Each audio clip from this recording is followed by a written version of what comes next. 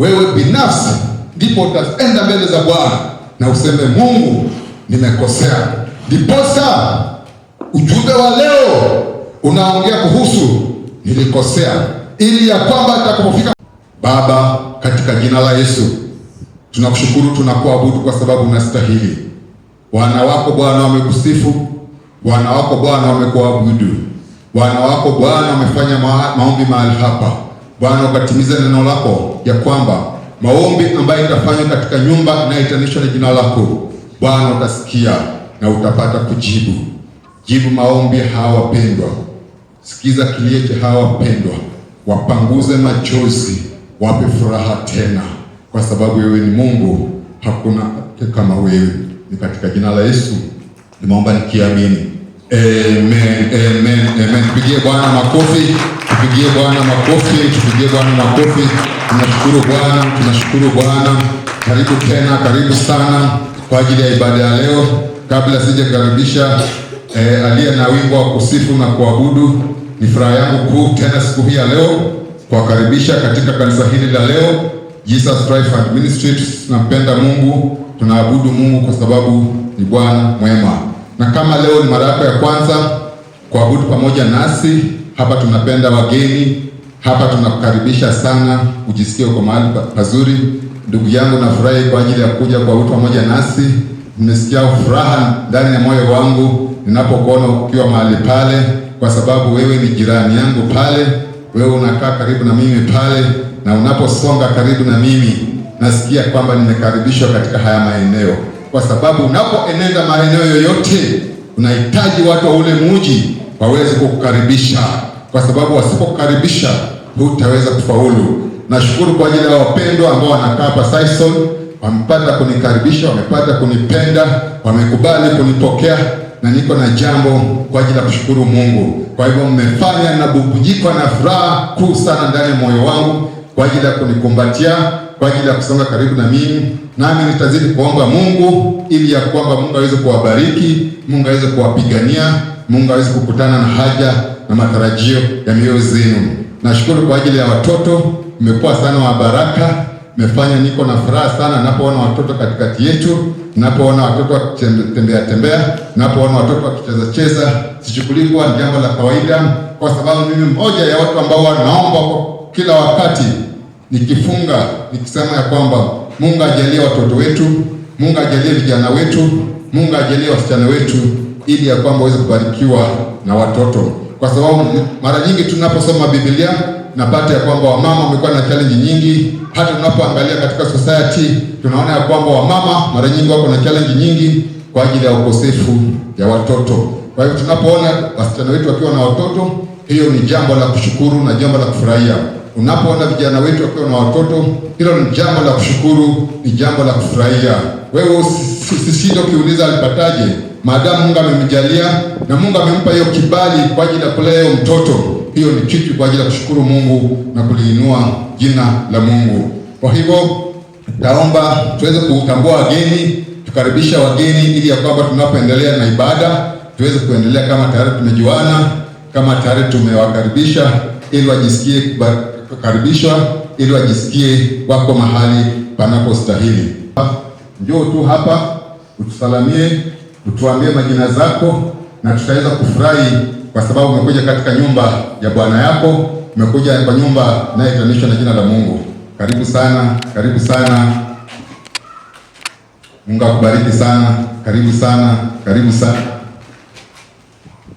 Mungu akubariki sana.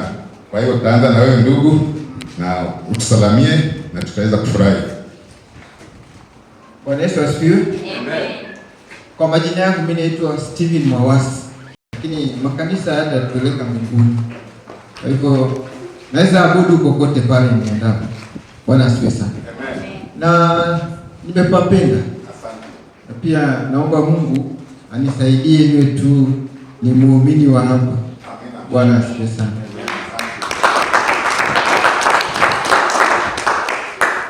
Yesu asifiwe. Amen. Jina yangu naitwa Thomas Ndolo. Mimi nipendeza na kuja hii kanisa. Mimi hakuna mahali kwa kuabudu. Hii ndio kanisa yangu tangu nikuja 2012. mpaka walio sasa hivi na kanisani. Mimi nimeamua kutoka kanisani kuja mbele ya Mungu. Asante. Nashukuru sana kwa ajili ya huyo ndugu. Just imagine kutoka 2012 hajai kanyaga kanisa, lakini wakati Mungu ametupatia kibali tukakuja mahali hapa, amepata nafasi kwa ajili ya kuja katika kanisa. Unajua, saa zingine unaweza ukasema ya kwamba makanisa yamejaa, lakini pia unapoangalia watu wote hawaendi makanisani. Mungu anangojea aweze kuinua mtu fulani ili ya kwamba watu wa fulani nao pia wapate mahali kwa ajili ya kuweza kwenda kumwabudu na kumsifu. Kwa hivyo ndugu zangu, karibu sana. Tutawapenda, tutawashikilia, tutaenda pamoja nanyi, tutasaidiana ili ya kwamba tuweze kusimama imara na kuweza kusimama katika njia ambazo tutampendeza Mungu, na mwisho wake tutaweza kuona ufalme wa milele. Kwa ajili ya wageni tumemaliza hicho kipindi, lakini huwa tuko na kadi kwa ajili ya wageni, na pia huwa tuko na barua kwa ajili ya ku-appreciate hawa wageni. Nitaomba Mama James atawapatia ili ya kwamba muweze kujaza ama wasaidie kujaza, alafu mtapata kubarikiwa. Hiyo kadi huwa ziko na mahali unaandika jina lako, mahali pa pia namba yako ya simu, na pia ukipenda mahali pa ID namba. Hizo zinatusaidia kwa sababu tunaweza kuwa tuko na msaada tunataka tu extend kwako, tunaweza tukatumia hiyo njia kwa ajili ya kuwa na msaada kama huo. Ndio sababu tukasema ya kwamba ni vizuri unapotupatia majina zako utupatie na namba ya simu na utupatie na ID namba. Inakuwa ni jambo la kushukuru na inakuwa jambo la kupendeza Mungu. Kwa hivyo, kwa sababu tunaendelea hivi karibuni tutapata kuwa na watu ambao watatusaidia katika department ya Asha na pia katika department kwa ajili ya kukaribisha wageni, ili ya kwamba tunapomaliza ibada pawe na mtu ambaye anaweza kuzungumza nao, akawatia moyo, kuwapatia counseling na kuwapa mwelekezo kwa ajili ya hii huduma, ili ya kwamba kazi ya Bwana iweze kuenda sambamba, kwa sababu kazi ya Mungu huwezi fanya peke yako, lazima ufanye na wenzako, unafanya na watu ambao Mungu analeta. Kwa hivyo wewe ambao uko hapa, wewe ndio Mungu amekuleta, na wewe ndio mtu ambaye tutafanya kazi pamoja. Naamini ya kwamba tutapata kubarikiwa. Kwa ajili ya hiyo, nitaomba kama kuna yeyote ambaye ako na wimbo aje aweze kuimba, na kama kuna yeyote ambaye labda ako na ushuhuda pia nitakupa nafasi uje uweze kushuhudia, ili ya kwamba tukimaliza hicho kipindi tutaweza kwenda katika kulisikiza neno la Bwana. Kama kuna yeyote aliye na wimbo. Katikati ya miungu hakuna Mungu mwingine kama wewe Bwana. Katikati ya miungu hakuna Mungu mwingine kama wewe Bwana. Ewe Bwana, huyu Yesu sikia maombi yangu, sauti ya dua langu, tegemea amani nayo amani, nayo amani, amani nayo amani, amani nayo amani, amani nayo amani, amani nayo amani, amani nayo amani. Ewe Bwana, huyu Yesu sikia maombi yangu, sauti ya dua langu, unisikilize.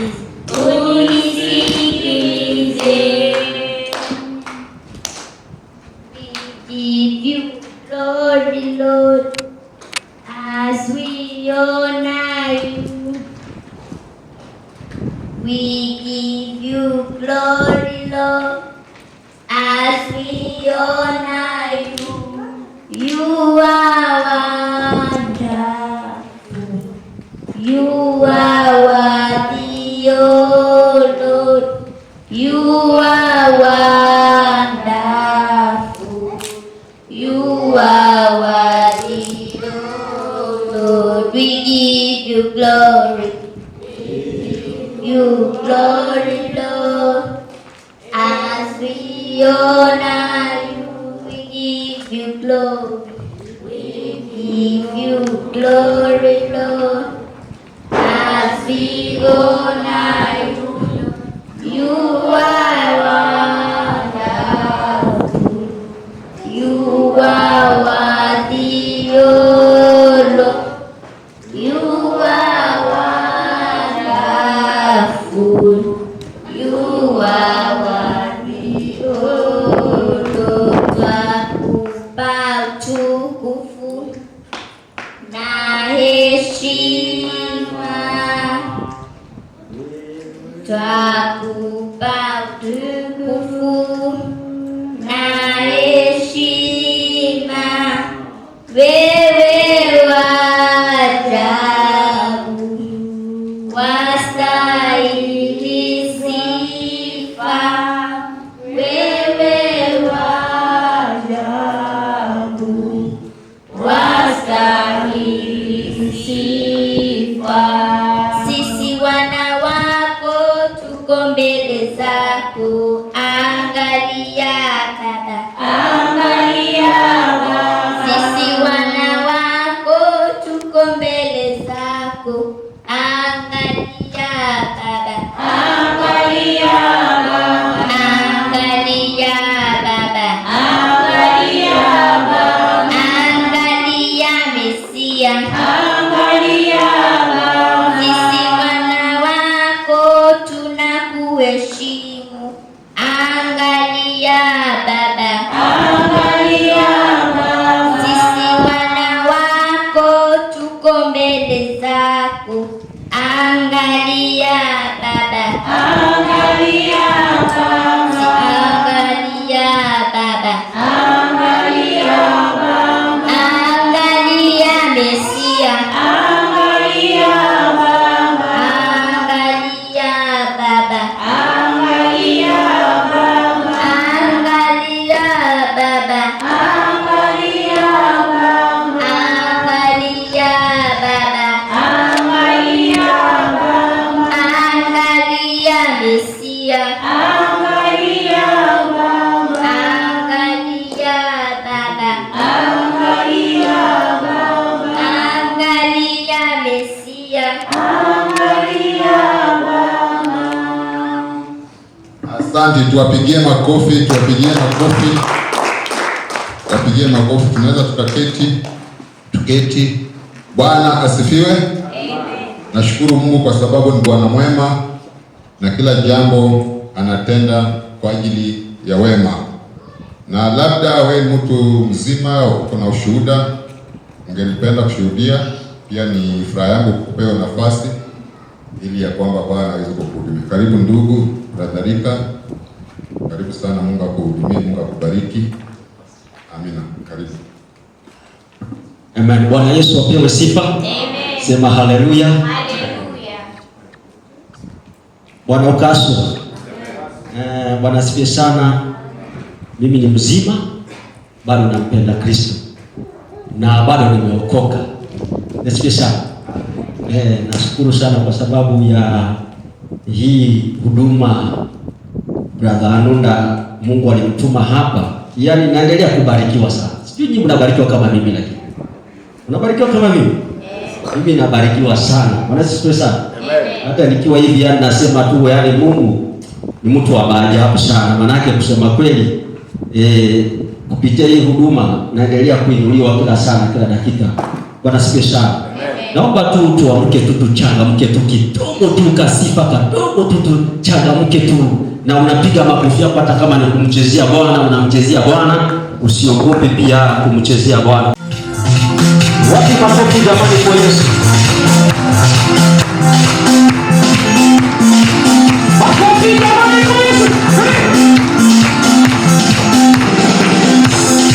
Wapi vigelegele jamani kwa Yesu?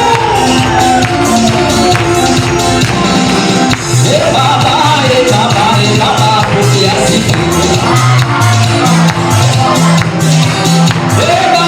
Baba, pokea sifa. Baba, tunakuinua, Baba, pokea sifa.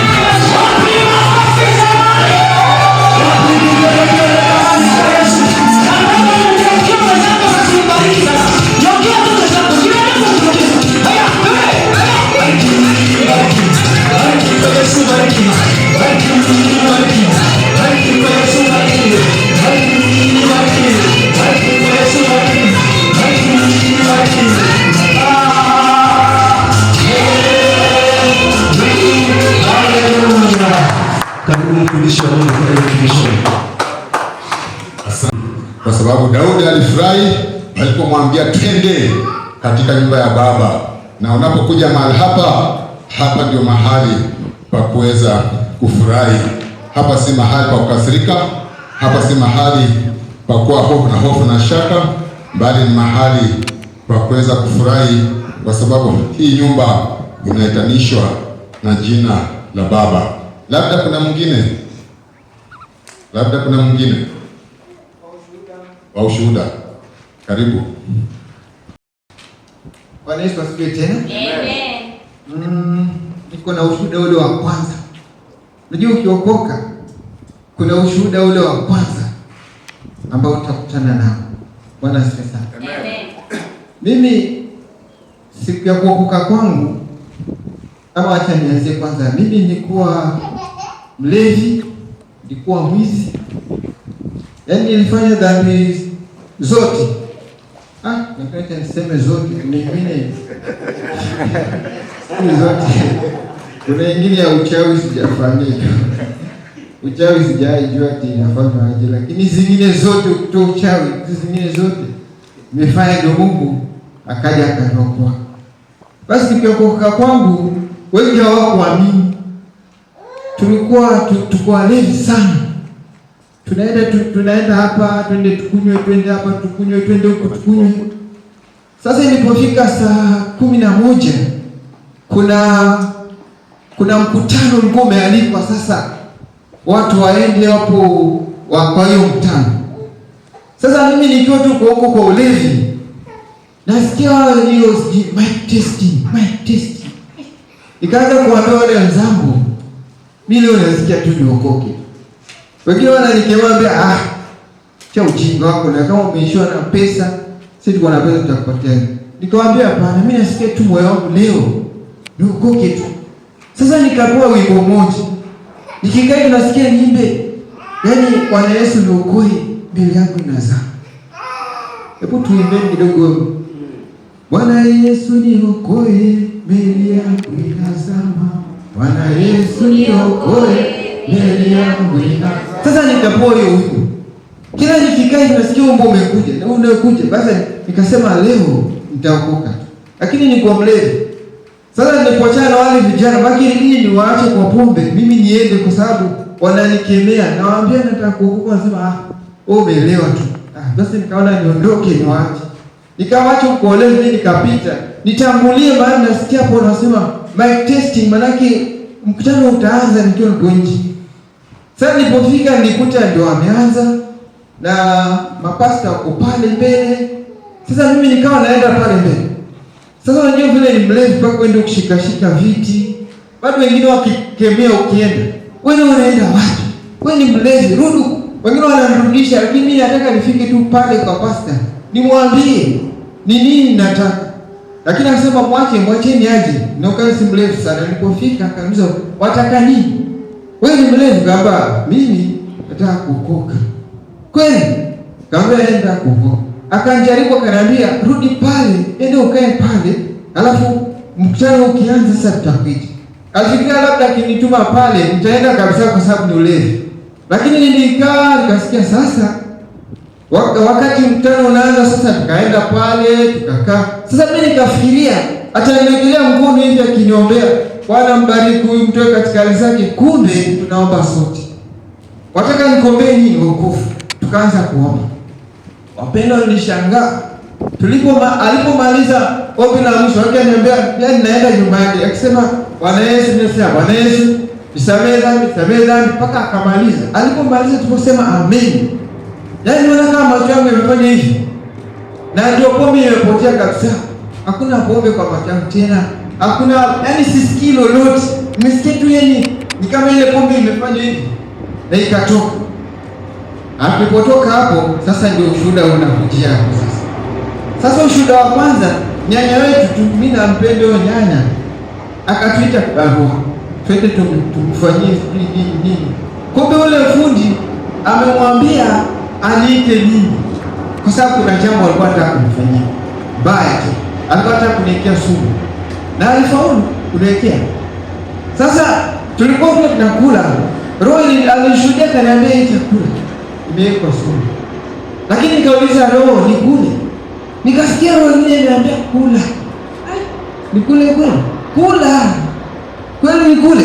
Ya tatu ikasema na nguvu mpaka nikaogopa nikaanza kula. Sio nyanya akafurahi sana. Sema sasa basi.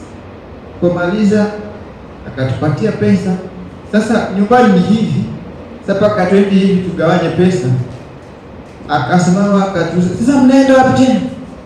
Hapa tunaenda ndio tugawanye pesa zake. Lakini msichelewe. Mrudi mwende nyumbani mapema. Maana anajua anaweza angukia huko. Sasa tena nikimpita tena nikampata kwa tena badala yeye akasahau akanibariki. Akaniambia, "Nyanya, wewe ndio ulale salama." Nikamwambia asante. Kumbe ile tu ulende ulale salama, hiyo ndio tunookoa. Nilipofika nikamwambia mamangu nimekula chakula ambacho kizuri nini. Mama akaomba maajabu. Mama alipomaliza kuomba, nilisikia wembe mbili zimekata kwa tumbo langu hivi. mpaka nikasikia jasho. Nikasema hivi, basi nasema basi nitalala jifunike, nitakuwa nimeenda, lakini kiamka asubuhi bado niko. Lakini huo uchungu na usikia kwa tumbo langu hapa, uchungu mwingi sana. Sasa uone vile Mungu anawageuzia wale, yaani unanifanyia alafu Mungu anakugeuzia. Mimi nikaa na uchungu miezi miwili, yaani naumwa tu, nikienda hospitali hakuna dawa, napewa dawa hazifanyi kitu kwa sababu sijui nini. Lakini Mungu alikuja fanya miujiza yake, ikatoka. Hiyo sumu ilichoka, nikashangaa, akasema, yaani hii black ilikaa kwa tumbo langu miezi miwili. Nikashukuru sana. Sasa huyu nyanya akapewa vile alinifanyia, sijui kama alifanywa na mwenzake sijui, lakini akafanywa vile vile. Sasa ukipita kwa barabara utasikia kwa akija, oi. Sasa mimi nikienda kumtazama hataki, kwa sababu anajua mimi ndio alinifanyia, Mungu amemgeuzia. Akienda anauliza nani amekuja? Ni fulani. Mwambie nimelala.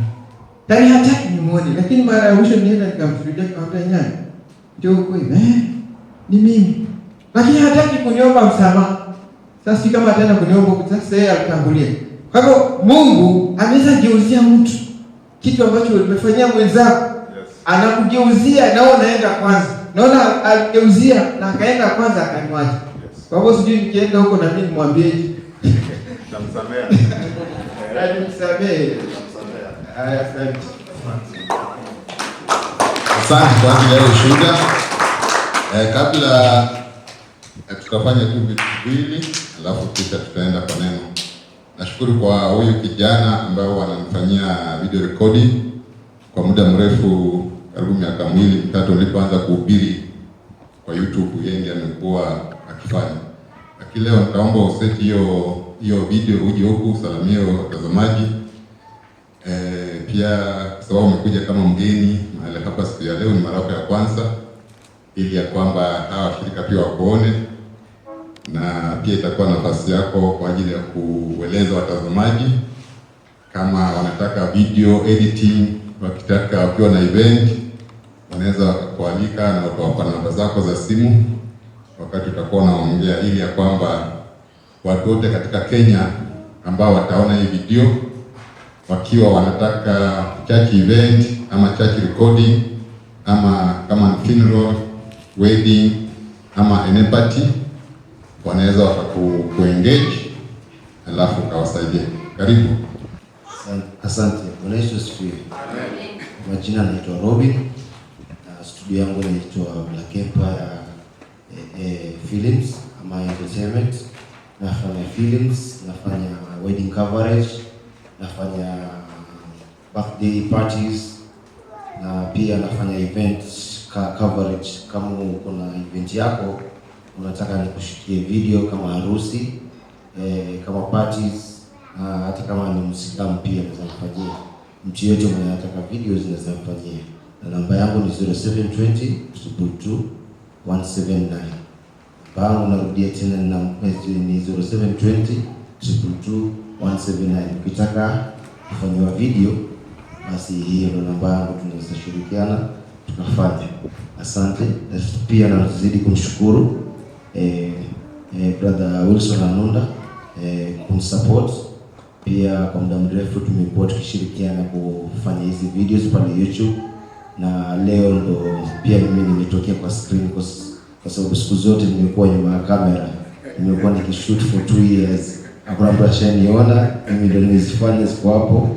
Pia tumesaidiana mpaka tukafika hapa. Pia ninashukuru Mwenyezi Mungu kwa hili kanisa kwa sababu tulianza kwa mahali pamoja, tukishoot mahali pamoja, na sasa hivi naona kanisa tayari amejenga. So na mimi kwangu kama ushuhuda wake naweza shuhudia kwake kwamba yani Mungu anafanya mambo makubwa zaidi, kwa sababu tulianza kidogo na sasa hivi tumefika mpaka hapa. Na mimi naona ni mkono wa Bwana kufikisha kanisa kubwa kama hili. Nashukuru sana. Asante. Labda tutazungusha hiyo kamera ndio watazamaji waone kanisa lenyewe ambalo tulianza tu kwa studio kadogo, na saa hizi Mungu kweli ametenda. It was just a small beginning, na hata ukiingia katika YouTube pale juu tumeandika a small beginning, ile small beginning ndio imetufanyisha tumefika hapa. Message nyingi ambazo umeona nikihubiri kwa YouTube, nilikuwa nahubiria huyu mtu wangu wa picha, video recording, kwa sababu kulikuwa hakuna mtu mwingine. Lakini saa hizi nashukuru kwa sababu saa hizi naweza nikahubiria watu kama nyinyi, na ni furaha yangu kuu sana kuhubiria watu kama ninyi, na itakuwa baraka. Tuangalie pale. Amen. Kwa majina kwa leo ni siku ya kwanza kuja hapa kanisa. Sisi tukisali kanisani. Karibu sana kwa ajili ya kuja na kuamua kuja kwa wito pamoja nasi.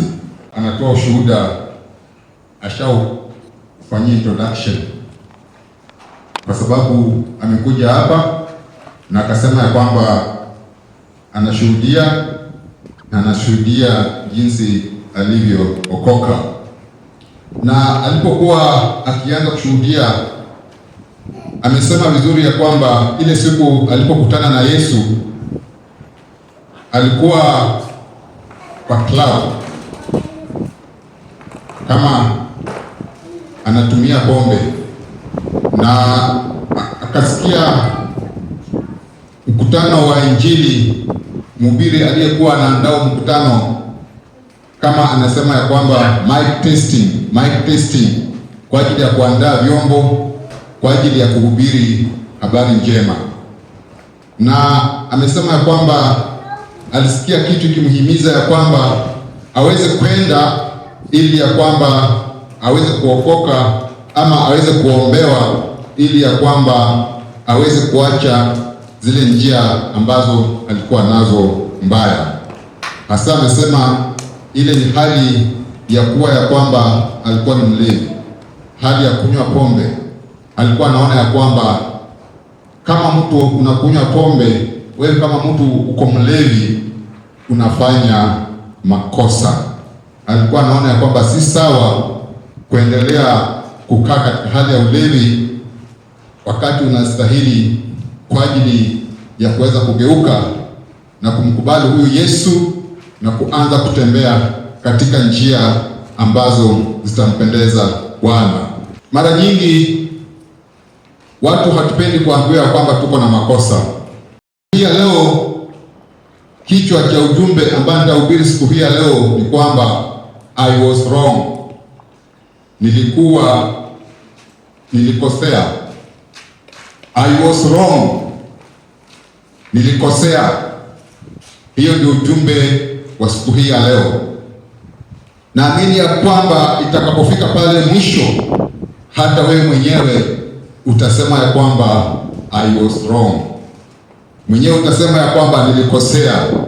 Na nitakapokuwa nikihubiri hii ujumbe, tutaenda sambamba mimi na wewe, na pale mwisho utapata kutambua ya kwamba ulipotambua ya kwamba you are wrong, ulichukua hatua gani. Na kama leo unaweza ukatambua ya kwamba you are wrong ama umekosea, pia utaweza kujua kwamba hatua gani inakupasa kuchukua ili uweze kurekebisha na uweze kurudi katika njia iliyo sawa. Some maandiko. Luka 15 mstari wa 20 na 21. Akaondoka akaenda kwa babaye. Alipokuwa angali mbali, baba yake alimwona, akamwonea huruma, akaenda mbio, akamwangukia shingoni, akambusu sana. 21. Yule mwana akamwambia, Baba, nimekosa juu ya mbingu na mbele yako, sistahili kuitwa mwana wako tena. Huo mstari wa 21, Biblia inasema vizuri, yule mwana akamwambia baba, nimekosa juu ya mbingu na mbele yako, sistahili kuitwa mwana wako tena. Baba, katika jina la Yesu, nimesimama mbele za watu wako. Hao watu ni watu wako, wanafanana na wewe, kwa sababu uliwaumba kutoka kwa mfano wako wewe mwenyewe. Sura zao ni sura yako Mungu. Baba, tazama, unasema ya kwamba umewainua wanadamu juu kuliko malaika. Kwa hivyo Bwana, unatupenda, unatuthamini. Na kushukuru Bwana kwa ajili ya kuleta hawa watu ili Bwana waweze kuwa baraka katika maisha yangu. Baba, nakushukuru kwa ajili ya kuruhusu hawa watu kuja mbele zangu ili nikaweze kuwahubiria. Bwana, nitumie tu kama chombo kuhubiri habari njema, kuhubiri neno lako. Jinsi mvua inavyonyesha kutoka mbinguni na mimea zinapata kumea, vile vile Baba, siku hii ya leo, wacha hili neno litakapofikia hawa wapendwa likalete mazao ndani ya maisha yao. Wacha hili neno Mfalme lisikurudie jinsi Bwana umeliachia. Nabariki hawa wapendwa, nabariki kila mmoja ambaye atasikiza huu ujumbe, ambaye ataona huu ujumbe duniani kote. Hata naomba kwa ajili ya watazamaji wangu wa YouTube, wale wa Facebook, Baba, naombea watakaposikia ama kuona huu ujumbe ukafanye mambo katika maisha yao, ukalete mabadiliko katika maisha yao. Wacha Bwana wakaweze kukubali ya kwamba wamekosea na wakaweze kugeuka na kuomba msamaha na kuanza kuishi maisha ambayo yanakupendeza. Bwana, nitumie tu kama chombo, nitumie tu kama chombo, nitumie tu kama chombo. Ni katika jina la Yesu naomba nikiamini. Amen. Jinsi nimetangulia kusema ni kwamba watu wengi hawapendi kuambiwa wamekosea. Hata mimi kama mwanadamu wa kawaida siwezi sema ya kwamba ninapenda kuambiwa kwamba nimekosa. Lakini unapoambiwa kwamba umekosa, ni nafasi hata ni kwa ajili ya kutafakari na hata ni kwa ajili ya kufanya nini, ya kurekebisha ili uweze kukaa katika njia iliyo sawa. Tunaposoma katika Luka 18 ule mstari wa 19, Biblia inasema hivi: Yesu akawaambia, mbona unaniita mwema? Hakuna aliye mwema ila moja, naye ndiye Mungu. Kulikuwa na mfalme fulani alienda kwa Yesu, akaanza kumuita yeye ni mwema, lakini Yesu akamwambia kwamba mbona unaniita mwema? Yesu alikuwa anatayarisha ili ya kwamba tunapoishi usijidai ya kwamba umekamilika. Ninapoishi nisijidai ya kwamba nimekamilika. Mimi niko na upungufu kwa sababu ni mwanadamu, na kwa sababu niko na upungufu na mhitaji huyu Mungu ili ya kwamba aweze kunisaidia niweze kukaa katika njia ambazo zinampendeza Mungu. Mara nyingi kuna watu ambao wamekuwa na kiburi, watu ambao kuna maringo. Unaposema ya kwamba hakuna mtu ambaye ni mkamilifu, hawa wanajisifu na kusema ya kwamba mimi nimekamilika. Lakini maandiko inasema vizuri katika Luka 18:19 ya kwamba ule alipotambia Yesu mwalimu mwema, Yesu alipata kusema ya kwamba usiniite mwema, kwa sababu mmoja pekee ndiye aliye mwema, na ule mmoja pekee ambaye ndiye aliye mwema naye ni Mungu. Tunapoangalia katika Romans 3:23, Warumi 3 mstari 23, maandiko yanasema hivi: kwa sababu wote wamefanya dhambi na kupungukiwa na utukufu wa Mungu. Biblia inasema ya kwamba kila mtu amefanya dhambi, kila mtu ametenda makosa, na kwa sababu umetenda makosa umepungukiwa na utukufu wa Mungu. Kwa hivyo unahitaji huyu Mungu akuregeshe ili uweze kukubalika mbele zake. Kwa hivyo ninapohubiri ya kwamba nilikuwa nimekosea, ni kwa sababu kila mtu amewahi kukosea. Umewahi kukosea katika njia moja hii ama njia nyingine ile. Usijidai ya kwamba umekamilika. Usikasirike unapoambiwa kwamba umekosea, bali ukaweze kutafakari njia zako na kubadilika ili ukaweze kumpendeza huyu Mungu. Yesu alipokuwa akijibu huyu mfalme ambaye alikuwa ameenda kwake, alitaka ya kwamba wewe unapoishi hapa duniani ukaweze kuishi ukichunguza moyo wako, ukaweze kuishi ukijua kwamba unahitaji kuangalia njia zako, kama njia zako ziko sawa ama kama njia zako haziko sawa.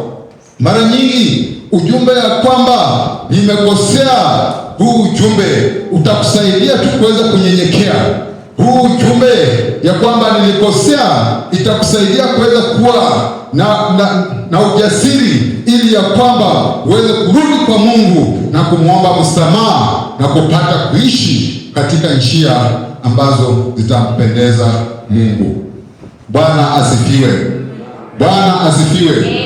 Tunapoangalia katika Mwanzo Genesis, tunapata ya kwamba Mungu alipoumba mbingu na nchi, aliweza pia kuumba shamba la Edeni.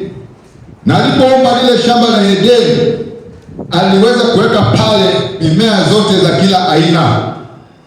Na katika lile shamba la Edeni, aliweza kuweka Adamu ili ya kwamba aweze kutunza lile shamba.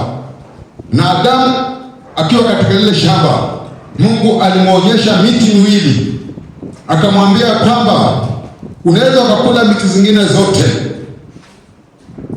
lakini hata kama alimwonyesha miti miwili, ni mti mmoja peke yake alimkataza ili ya kwamba asikule. Mungu alipanda miti mingi katika shamba la Edeni na akapatia Adamu nafasi ya kukula hizo miti, matunda ya kila mti, lakini mti mmoja tu ndio alimwambia asikule. Katikati ya ile shamba la Edeni, Mungu alipanda miti miwili. Mti wa kwanza ulikuwa mti ule wa uzima wa milele. Ilikuwa Adamu akikula ule mti wa uzima wa milele, hangeweza kuonja kifo, angeweza kuishi maisha ya milele. Mti wa pili ambao Mungu alipanda katika ile shamba, ilikuwa ule mti wa kuweza kujua mema na mabaya. Ilikuwa mti ambao utamsaidia Adamu ili ya kwamba anapofanya makosa ajue kwamba amefanya makosa, ili anapofanya sawa ajue kwamba amefanya sawa. Tukiangalia katika hiyo Genesis, second Genesis ama Mwanzo 2 ule mstari wa 9, Biblia inasema hivi: Bwana Mungu akakipusha katika ardhi kila mti unaotamanika kwa macho na kufaa kwa kuliwa, na mti wa uzima katikati ya bustani, na mti wa ujuzi wa mema na mabaya. Mungu aliruhusu hizo miti miwili akaweka katikati ya shamba la Edeni. Na alipoweka katika shamba la Edeni, akamweka mwanadamu pale. Lakini tunapokuja katika ule mstari wa 16 na 17, wa 16 unasema hivi: Bwana Mungu akamwagiza huyo mtu akisema, matunda ya kila mti wa bustani waweza kukula, walakini matunda ya mti wa ujuzi wa mema na mabaya usile, kwa maana siku utakapokula matunda ya mti huo utakufa hakika. Wakati Mungu anapeana command ya kwamba Adamu asikule mti wa matunda ya kuweza kujua mema na mabaya, hakumwambia asikule mti wa uzima wa milele. Ni mti tu mmoja peke yake ambapo alimwambia kwamba ule mti usikule matunda yake. Kwa hivyo ina maana ya kwamba miti zingine zote ambazo zilikuwa katika bustani ya Edeni pamoja na ule mti wa uzima, Adamu alikuwa ameruhusiwa kukula. Tunapoongea kuhusu kukosea, msimamo ama foundation ya sisi kufanya makosa iko pale Genesis. Unaweza kuwa umezaliwa na mtu mtakatifu, unaweza kuwa umezaliwa kanisani, unaweza kuwa umezaliwa na mchungaji na bishop, unaweza kuwa umezaliwa na pastor, lakini kwa sababu umezaliwa na lineage yako imetoka kwa Adamu, Adamu alikosea. Na wakati Adamu alipokosea, hakubali ya kwamba alikosea. Na nitaonyesha ya kwamba Adamu hakukubali. Mpaka saa hii hajawahi kukubali. Ni kwa sababu hakukubali, hajawahi kukubali, na pia hana nafasi ya kukubali. Tunapozaliwa automatic tunahesabiwa makosa. Labda unaweza sema ujumbe kama huu mimi haunifai, lakini kwa sababu unaishi hapa duniani na uko katika mwili huu, na wewe shina lako la Adamu, shina lako la mwanzo, wewe unahesabiwa pamoja na wale wakosaji. Ndiposa inafika wakati inabidi ya kwamba tuweze kutubu dhambi zetu, tuweze kugeuka ili tukaweze kumpenda huyu Yesu, tukakubali huyu Yesu kama Bwana na Mwokozi wa maisha yetu, ndipo aweze kutubadilisha na aweze kutusamehe. Nafasi ya kusema ya kwamba nilikosea, Adamu aliachia individual. Mimi siwezi omba msamaha kwa ajili ya watoto wangu, siwezi omba msamaha kwa ajili ya mke wangu, siwezi omba msamaha kwa ajili ya rafiki zangu. Jukumu la kusema ya kwamba nilikosea, Mungu ama Adamu aliachia individual, aliachia kizazi chake. Wewe binafsi ndipo utaenda mbele za Bwana na useme Mungu, nimekosea. Ndiposa ujumbe wa leo unaongea kuhusu nilikosea, ili ya kwamba atakapofika pale mwisho uchunguze moyo wako, uchunguze njia zako, na uweze kumgeukia huyu Yesu, ili ya kwamba aweze kukubadilisha, uweze kuenenda katika njia ambazo zitampendeza Mungu. Nilikosea. Unapokosea unakuanga na nafasi ya kufanya kitu ambacho ni sawa, na wewe unachagua kufanya kitu ambacho si sawa. Adamu aliambiwa asikule matunda ya mti ya kujua mema na mabaya. Alikuwa na nafasi ya kuheshimu, lakini yeye akaamua kukosa kuheshimu, na kwa sababu alikosa kuheshimu alifanya makosa, aliweza kukosea. Lakini nasisitika, yeye kama baba yetu wa kwanza alikosa nafasi, alikosa humble enough hata kwa ajili ya kumwomba Mungu aweze kumsamea. Unaposema umekosea, unasema tu baada ya kugundua kwamba out of your action umekumbana na consequences. Kwa hiyo mara nyingi unagundua tu ulikuwa umekosea baada ya kukutana na changamoto, baada ya kukutana na matatizo, kwa sababu unapokosea ni kwamba kuna consequences ambazo utakutana nazo.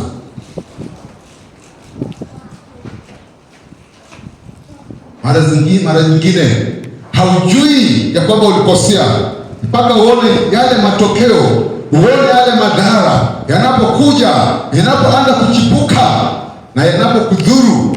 Hapo ndio unajua kwamba kweli ulikuwa umekosea.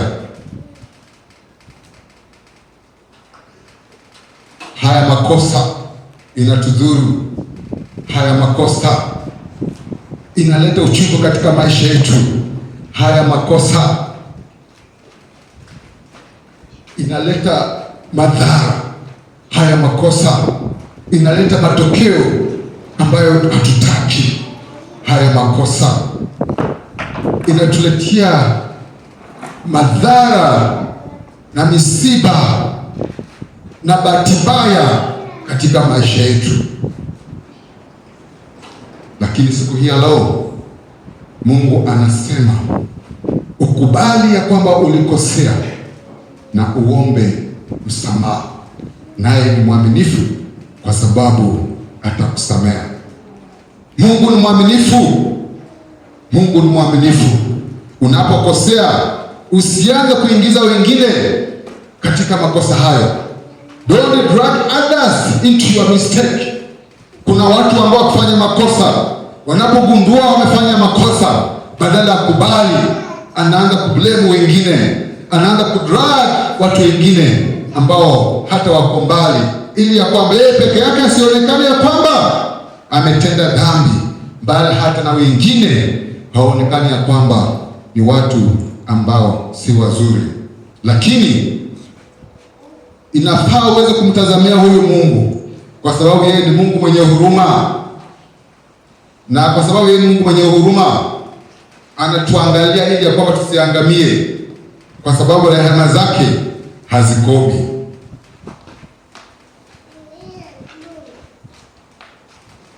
Tunaposoma katika Mithali, Proverbs 28 ule mstari wa 13, Biblia inasema hivi: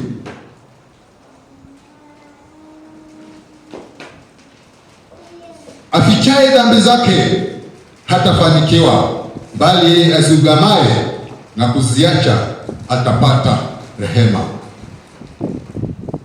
Kitabu cha Mithali kinatueleza ya kwamba kama tutaficha makosa yetu, kama tutaficha dhambi zetu,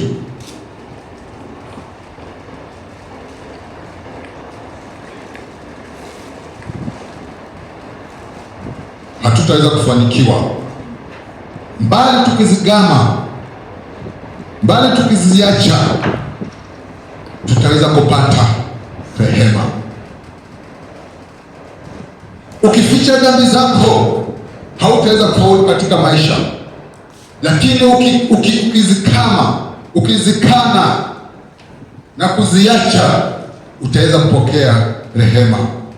Na hii tu inawezekana kama utatambua ya kwamba ulifanya makosa, kama utatambua ya kwamba ulikosea. Katika mahali ambapo nimesoma pale katika Luka 15, hiyo chapter inaanza kwa kusema ya kwamba watu wengi walikuwa wanaenda kwa Yesu, na wale watu ambao walikuwa wanaenda kwa Yesu walikuwa ni watu ambao walikuwa ni walevi, walikuwa ni watu ambao wenye dhambi, walikuwa ni watu ambao hawastahili, walikuwa ni watu ambao hawafai, walikuwa ni watu ambao wanatoa ushuru, wanatosha ushuru. Luka 15 mstari wa kwanza na wa pili. Basi watoza ushuru wote na wenye dhambi walikuwa wakimkaribia wamsikilize. Yesu ni mzuri sana, anakaribisha kila aina ya mtu, na Yesu hasa anapenda sana wenye dhambi. Yesu anapenda sana watu ambao wako na makosa. Yesu anapenda watu ambao ni wachafu. Yesu anapenda watu ambao hawafai. Yesu anapenda watu ambao wamepungukiwa, ili aweze kuwarekebisha. Biblia inasema vizuri, basi watoza ushuru wote na wenye dhambi walikuwa wakimkaribia wamsikilize. Mafarisayo na waandishi wakanung'unika wakisema, mtu huyu huwakaribisha wenye dhambi, tena hula nao. Hawa ni watu ambao wanajifanya Wakristo. Hawa ni watu ambao wanajifanya wakamilifu. Hawa ndio watu walianza kulalamika ya kwamba, mbona unakaribisha watu ambao hawafai? Mbona unakaribisha watu ambao ni walevi? Mbona unakaribisha watu ambao ni washerati? Mbona unakaribisha watu ambao ni waizi? Mbona unakaribisha watu ambao hawafai? Lakini Yesu anataka watu hao. Yesu amenituma katika hii huduma ili nikaweze kukumbatia watu kama hao, kwa sababu nikikosa kuwakumbatia watu kama hao sitaweza kufaulu kuwabadilisha.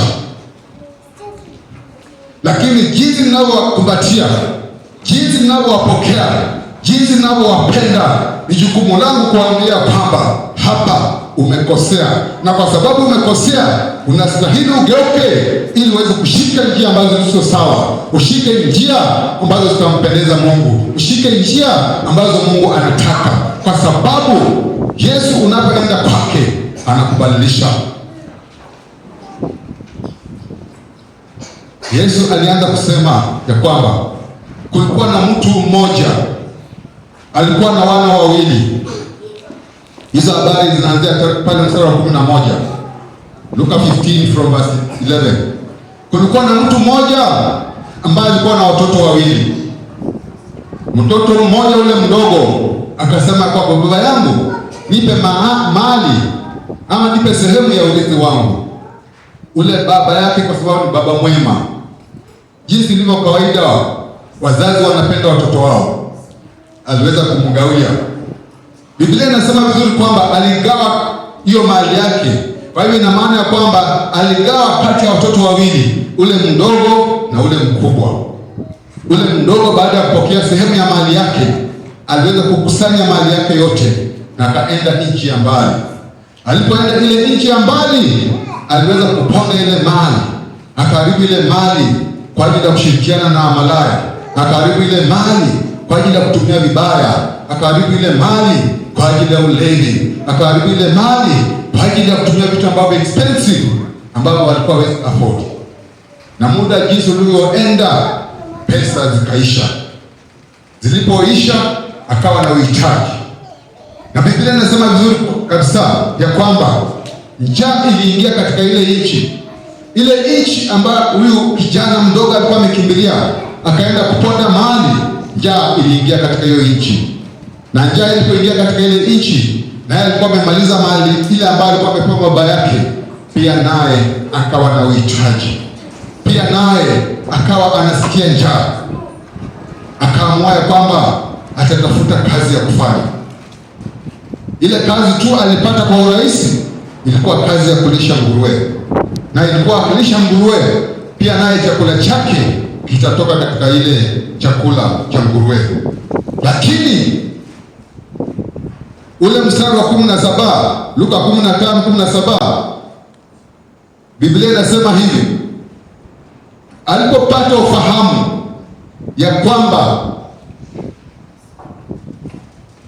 alipozingatia moyoni mwake, alisema, ni watumishi wangapi wa baba yangu wanaokula chakula na kuzaza, na mimi hapa ninakufa kwa njaa. Alikumbuka ya kwamba kule kwao nyumbani baba yake bado ni tajiri, baba yake bado ako na mali. Mbona nami nateseka? Mbona nalala njaa? Mbona nataka kufa na baba yangu ako na chakula? Sentensi zake ziliweza kumrudia. Alikuja to his own understanding ya kwamba mbona nife wakati baba yangu ako navyo tele? Mbona ufe wakati Mungu wako ako navyo tele? Mbona uhangaike wakati Mungu wako ako navyo tele? Mstari wa 18, maandiko yanasema hivi: nitaondoka, nitakwenda kwa baba yangu na kumwambia, Baba, nimekosa juu ya mbingu na mbele yako. Aliamua kwamba hataendelea kuteseka, hataendelea kuumwa na njaa. Nitaondoka na kurudi, nitaondoka na kwenda kwa baba yangu na kumwambia kwamba nilikosea, kumwambia kwamba nimekosa. Bwana asifiwe. Nitaondoka tena na kwenda kwa baba yangu na kusema I was wrong. Wacha hii maneno iweze kukusaidia siku hii ya leo, ili ya kwamba unapogundua ya kwamba umefanya makosa, ukaweza kurudia huyu Mungu na ukaweza kusema ya kwamba I was wrong. Na kwa sababu Mungu ni mwaminifu, atapata kukurejesha tena. Kwa sababu Mungu ni mzuri, atapata kukurejesha tena. Kwa sababu Mungu anakupenda, atapata kukurejesha tena. Uweze kunyenyekea, uweze kutubu na kuomba msamaha, naye Mungu atasikia na atapata kukusamea. Kwa sababu utakaposema tu nilikosea, itakuwa hatua ya kwanza ya muhimu sana kwako, hata kwa ajili ya kubadilisha maisha yako. Nitainuka, I will rise and go to my father and I will say I was wrong. Nitaenda kwa baba yangu niseme nimekosea mbingu, na pia wewe nimekukosea. Nilikuwa na makosa, niko na makosa, na sistahili kuitwa mwanao, sistahili kuitwa mtoto wako, sistahili. Naomba tu nifanye kama mmoja wa watenda kazi. Huyu kijana alimwagilia uchungu wake nje. Huyu kijana alilia kwa baba yake. Huyu kijana alinyenyekea, naye baba yake akamuonea huruma na akapata kumsamehe. Kule Amerika kuna mhubiri mkuu sana anaitwa Jim Becker ama James Austin Becker. Huyu mtu alikuwa shupavu sana katika kuhubiri katika TV. Wale tunaita televangelist, wahubiri wakubwa kubwa ambao wanahubiri katika redio, wanahubiri katika TV. Yeye ndiye mwanzilishi wa huduma inayoitwa Pray the Lord. Na yeye ameandika kitabu ambacho kinaitwa I was wrong. Na hii kitabu kinaongea juu ya yeye mwenyewe, jinsi alivyoishi maisha yake katika Ukristo, katika ministry, na zile challenge alizokumbana nazo. Na mwishowe anaandika ya kwamba, kusema ya kwamba I was wrong. huyu Beka pamoja na mke wake walipata wafuasi wengi sana kwa sababu ya TV. Ile njia walikuwa wanahubiri katika TV walipata wafuasi wengi sana. Jinsi lilo kawaida wahubiri ambao tunahubiri katika TV huwa tunapata wafuasi wengi sana, na mahubiri yake ilikuwa sana sana inahusika sana na prosperity. Alikuwa anahubiri sana juu ya kupanda, alikuwa anahubiri sana juu ya mali hapa duniani. Hiyo ndio ilikuwa njia yake ya kuhubiri. Kwa sababu ya hiyo, kuna wakati alikuwa anapata pesa nyingi sana, alikuwa anajua sana kuomba pesa, alikuwa anatoa emotional appeal, watu wamsaidie. Alikuwa anaombaomba katika TV ya kwamba watu wamsaidie, na watu walikuwa wanamsaidia, watu walikuwa wanampatia pesa, watu walikuwa wanatuma pesa nyingi sana kwa ajili ya huduma yake. Ikafika mahali akaleta kitu ya kwamba life partner, ya kwamba unaamua ya kwamba kuna kiwango fulani cha pesa utakuwa unatuma kwa ajili ya ile ministry, na hii kiwango ya pesa unakuwa mtu special, ya kwamba unatuma kiwango kizuri sana cha pesa kwa ajili ya hiyo huduma. Lakini akaja akaingia kwa biashara ya kujenga mahoteli, biashara ya kujenga manyumba, biashara ya kujenga park, biashara ya kujenga manyumba na mahoteli ya kifahari. Na pia huyu mhubiri alikuwa anaishi maisha ya kifahari, alikuwa anaishi kwa nyumba ambazo ziko na sauna, anaishi kwa nyumba ambazo ziko na gym, anaishi kwa nyumba ambazo ziko na swimming pool. Alikuwa anaishi maisha mazuri. Kama ni hapa Nairobi, alikuwa anaishi zile maeneo ambayo ziko very expensive. Hizo ndio maeneo ambazo huyu mhubiri alikuwa anakaa. Huyu mhubiri ijapokuwa alikuwa anapata zile pesa, alikuwa anazitumia kwa ajili ya raha zake. Alikuwa ananunua, anatumia gari the latest, kila kitu anatumia kitu the latest and most expensive, na zile pesa alikuwa anapata kwa ajili ya kuomba watu. Na saa zingine alikuwa anaomba akilia, akisema ya kwamba jinsi alivyo na shida, jinsi ministry yake ilivyo na shida, na anahitaji pesa ili ya kwamba ministry iweze kuendelea mbele. Lakini zile pesa anapochangisha, anapeleka katika shughuli zake za kibinafsi. Anapochangisha zile pesa, anapeleka kwa miradi ambazo hasihusiani na kazi ya Bwana. Huyu mhubiri ikafika mahali watu wakasema ya kwamba, wakaanza kuchunguza, mbona huyu mhubiri anakaa vizuri, lakini hata washirika wake ni maskini, hata washirika wake hawana mbele hata nyuma. Walipoanza kumchunguza, wakapata ya kwamba huyu mhubiri ametumia vibaya zile pesa ambazo amechangisha. Huyu mhubiri anaishi maisha ambayo haistahili. Na huyu mhubiri pia akachunguzwa, ikapatikana ya kwamba alikuwa amefanya usherati. Huyu mhubiri alikuwa amefanya dhambi. Huyu mhubiri alikuwa anaenda katika njia ambazo hazipendezi, na kwa sababu ya hiyo ikabidi akaweza kuachishwa ama akaweza kuresign kama mchungaji wa ile ministry yake, Praise the Lord Ministry. Baadaye aliweza kushikwa, akapelekwa kotini. Alipopelekwa kotini, akastakiwa na akahukumiwa ndani ya jela miaka 45. Huyu mhubiri alikuwa na ushawishi mkuu, jinsi wahubiri wengi wa TV wanapokuwa na ushawishi mkuu. Hata kuna marais ambao alikuwa anajuana nao. Kwa hivyo kuna kipindi ambacho alikuwa hawezi kumguza, na alikuwa anatumia ile nafasi vibaya. Lakini ilipofika wakati wake, enough is enough, aliweza kustakiwa na akahukumiwa miaka 45 ndani ya gereza. Akiwa pale akafanya appeal, na ile appeal, kile ambacho kilimsaidia ni kitu ambacho wakati alikuwa anahukumiwa zile miaka 45, kulikuwa na judge ambaye alikuwa ameokoka, na ule judge akasema comment ya kwamba tutahukumu ili ya kwamba uwe lesson kwa ajili ya wachungaji wengine ama kwa ajili ya Wakristo wengine.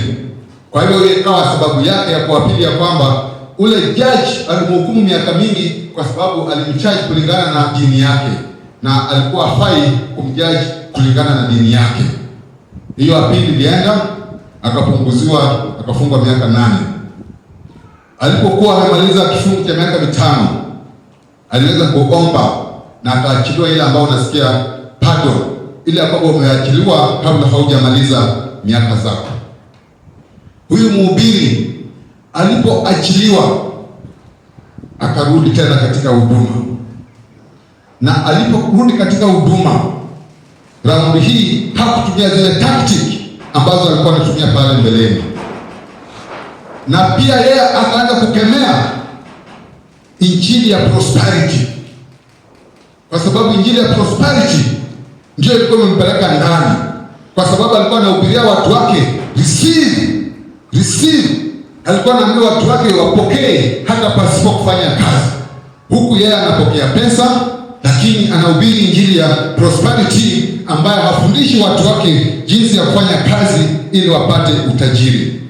Alipoachiliwa aliweza kuandika katika kitabu chake akasema ya kwamba I was wrong, I misinterpreted the Bible. Nilikuwa na makosa, nilikosea katika hali ya kutafsiri Biblia katika kuhusiana na prosperity, kwa sababu ilikuja akajirudia, akaona ya kwamba jinsi alivyokuwa akihubiri pale mbeleni haikuwa ni sawa, na aliporudi tena katika hali ya kumtumikia Mungu akaanza kukemea injili ya prosperity. Huyo mhubiri baada ya hapo mpaka saa hii, lakini ile mambo ya injili ya prosperity, injili ya partner, injili ya kusema ya kwamba watu wapeane pesa, watu wajenge mahoteli, watu wajenge manyumba, hiyo injili aliachana nayo, kwa sababu hiyo injili ilipata kumregesha, kumpeleka katika jela. Huyu Jim Bakker aliweza kutubu dhambi zake na akakubali makosa ambayo alikuwa nayo, na mwisho akasema ya kwamba I was wrong in everything. Alikubali ya kwamba alikuwa na makosa katika kila kitu, na kwa sababu alikubali makosa yake, Mungu akampa mwanzo mpya. Kwa sababu alikubali makosa yake, Mungu akampa second chance. Kwa sababu alikubali makosa yake, Mungu akampa new beginning. Kwa sababu alikubali makosa yake na kutubu, Mungu aliweza kumsamea. Huyu mhubiri ameandika kitabu ya kwamba I was wrong.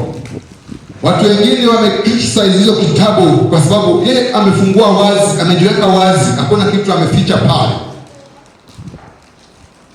Watu wanasema kwamba ilikuwa haifai afanye hivi. Yale makosa yote ambayo alikuwa accused, amekubali ya kwamba alikuwa amefanya. Ndio sababu amekubali akasema ya kwamba I was wrong. Huyu mhubiri Jim Bakker ameamua kushiriki nasi habari ya huduma, habari ya kwenda jela, habari hata ya kule yeye kuanguka from the grace to the grass. Maisha yake katika jela na maisha baada ya kutoka katika jela. Hii na habari ambayo inatia moyo. Injili yake ya prosperity ilikuwa imepewa jina Name it and claim it. Name it and claim it. Huyu mhubiri kwa sababu alifunguka na kakubali ya kwamba I was wrong, imesaidia sana kuinspire other people, ili ya kwamba hata kama umetenda makosa, we kubali ya kwamba you are wrong, na unapokubali ya kwamba ulikosea, uweze kujirudi na kuomba msamaha, na utakaporudi na kuomba msamaha, Mungu naye atapata kukusamea. Nashukuru Mungu kwa sababu napohubiri ujumbe huu wakati kama huu mhubiri bado anahubiri na Mungu amempa grace, baada anaendelea kuhubiri, lakini sasa anahubiri sound doctrine.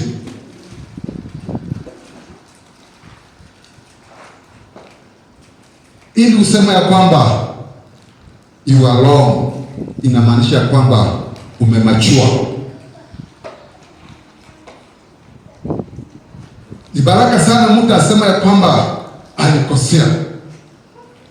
Ni baraka mtu asema ya kwamba nilikosea. Na kama unaweza sema ya kwamba nilikosea, hiyo ndio mwanzo wa wewe kubarikiwa. Kusema ya kwamba nimekosea inaonyesha kwamba you are mature, kwa sababu katika kila hali uko na nafasi ya kuficha na uko na nafasi ya kufichua.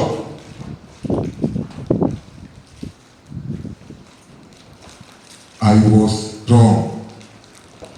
Katika kila hali uko na nafasi ya cover up ama uko na nafasi ya kuacha iwe wazi.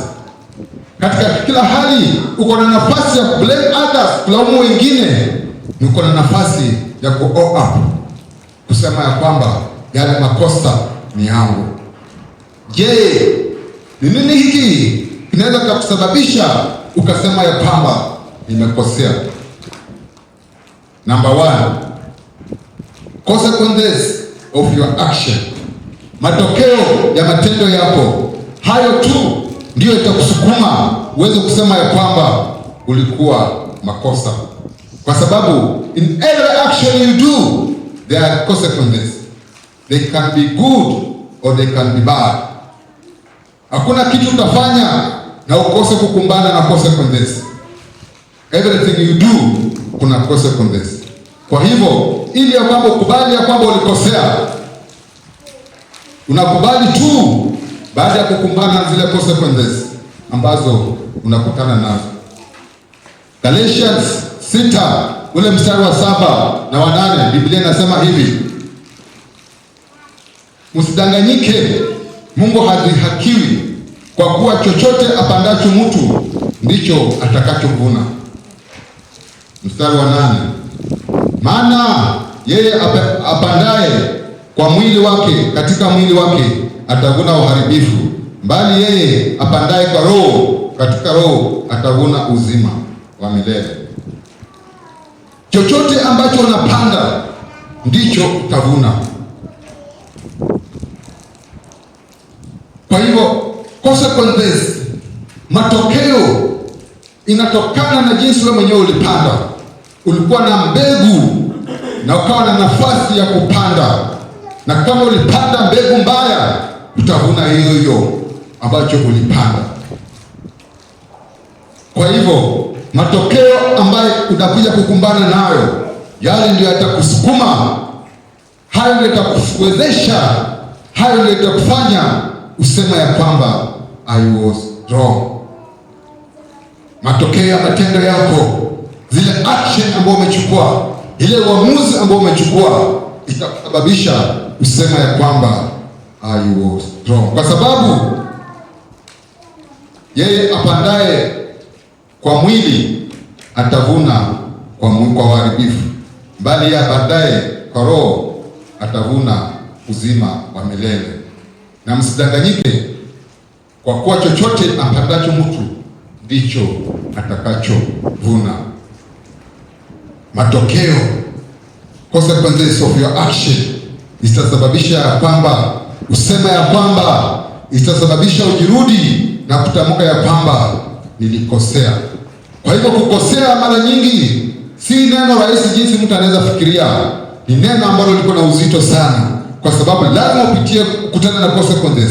Ule kijana mpotevu alipoona kwamba ako na njaa, alipoona maisha yamemsukuma mpaka anang'ang'ana na nguruwe kwa ajili ya kupata chakula, hiyo ilikuwa consequences ya zile action zake ambazo alikuwa amechukua. Kwa sababu katika Proverbs 14:12, Mithali 14:12, Biblia inasema hivi: iko njia ionekanayo kuwa sawa machoni pa mtu, lakini mwisho wake ni njia za mauti. Saa zingine unaweza angalia hii njia, ule kijana mpotevu aliangalia kwamba akiomba sehemu ya mali yake, akipewa sehemu ya mali yake, aliona ya kwamba ile njia ilikuwa sawa, lakini kumbe ile njia haikuwa sawa. Katika macho yake aliona ya kwamba ile njia ilikuwa sawa, lakini kumbe mwisho wa ile njia ilikuwa ni njia ya mauti. Iko njia ionekanayo na mtu sawa machoni pake, lakini mwisho wake ni njia ya mauti. Tuombe Mungu atusaidie ili tukaweze kuepukana na njia kama hizi ambazo mwanzo pale zinaonekana ziko njia poa, zinaonekana ziko njia sawa, lakini zinakuwa njia ambazo ziko na mauti. Je, nini kile kinaweza kikasababisha tukasema ya kwamba tumekosea? Point number 2, courage, ujasiri. Ili ya kwamba useme ya kwamba umekosea, unahitaji kuwa na ujasiri. Huwezi kusema tu umekosea. Si jambo nyepesi jinsi watu wanavyofikiria. Ni jambo lilo na uzito sana. Si jambo nyepesi kusema ya kwamba nimekosea. Kwa hivyo unahitaji ujasiri. Unahitaji Mungu akusaidie uwe na ujasiri wa kutosha, ndipo utasema ya kwamba nimekosea. Tukiangalia katika Wafalme 2:7 mstari wa 3 na 4, Biblia inasema hivi: kulikuwa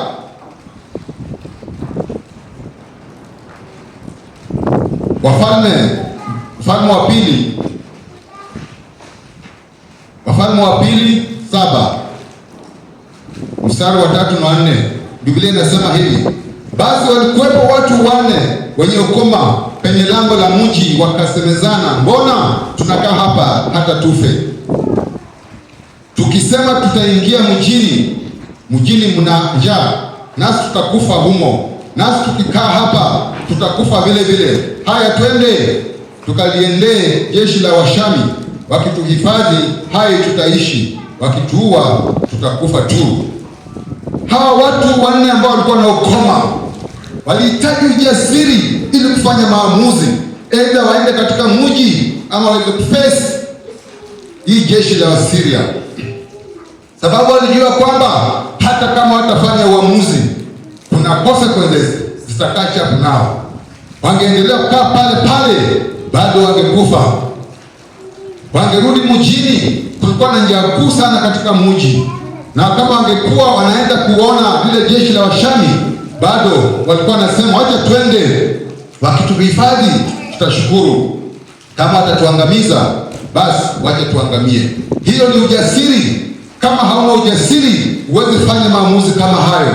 Kama hauna ujasiri huwezi fanya maamuzi kama hayo. Tunapoangalia katika Joshua 1 ule mstari wa 7, baada ya Musa kufariki, Mungu mwenyewe anashuka na kuongea na Joshua, anamwambia uwe hodari tu na ushujaa mwingi, uangalie kutenda sawasawa na sheria yote aliyokuamuru Musa mtumishi wangu.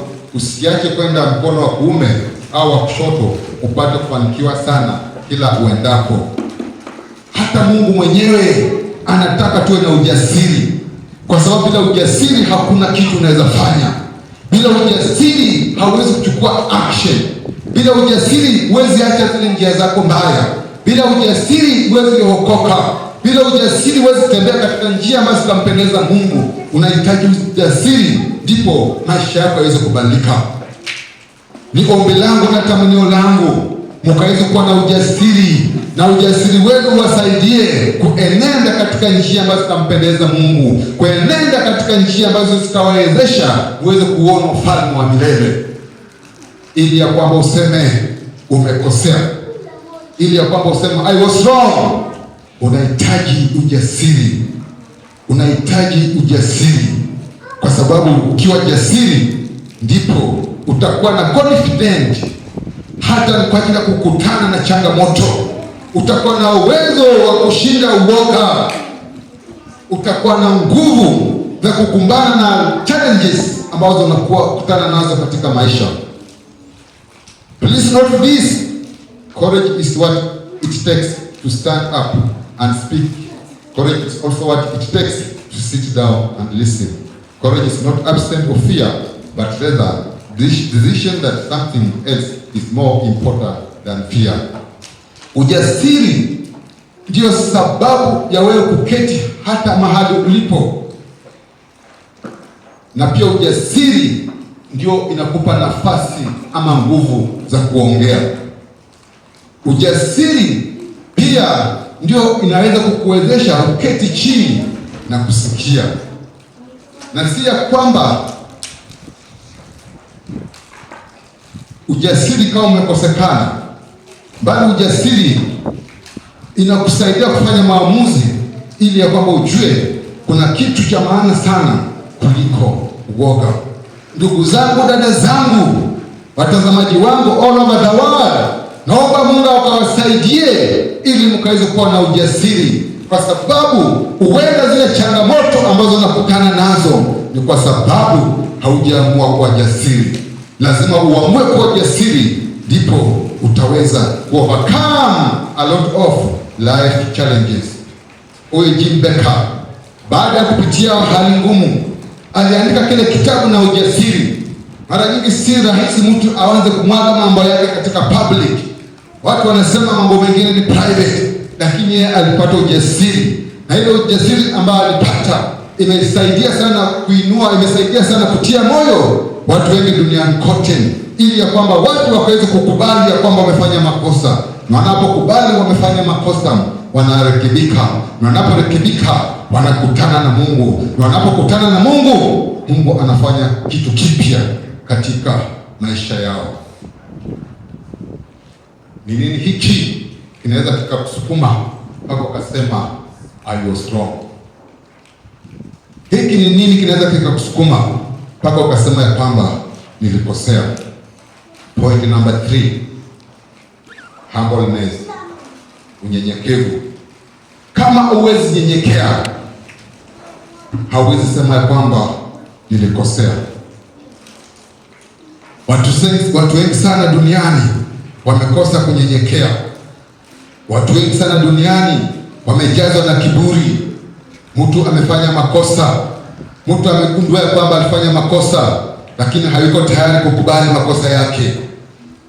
Lakini kama utanyenyekea tu, utaweza kusema ya kwamba nilikosea. Katika 2 Chronicles 7 mstari wa 14, Biblia inasema hivi: ikiwa watu wangu walioitwa kwa jina langu watajinyenyekesha na kuomba na kunitafuta uso na kuziacha njia zao mbaya, basi mtasikia toka mbinguni na kuwasamehe dhambi yao na kuiponya nchi yao. Huyu ni Mungu mwenyewe alikuwa anaongea na wana wa Israeli, akasema watu ambao wameitwa kwa jina lake. Nyinyi ni watu ambao mnaitwa kwa jina la Mungu, kwa sababu mwanzo mmeumbwa katika mfano wa Mungu. Kwa hivyo nyinyi ni watu wa Mungu. Lakini hapa Mungu mwenyewe anatuambia kwamba ikiwa watu wangu walioitwa kwa jina langu watajinyenyekesha, watakuwa humble enough kuziacha njia zao mbaya, kuacha uovu wao, kuacha dhambi,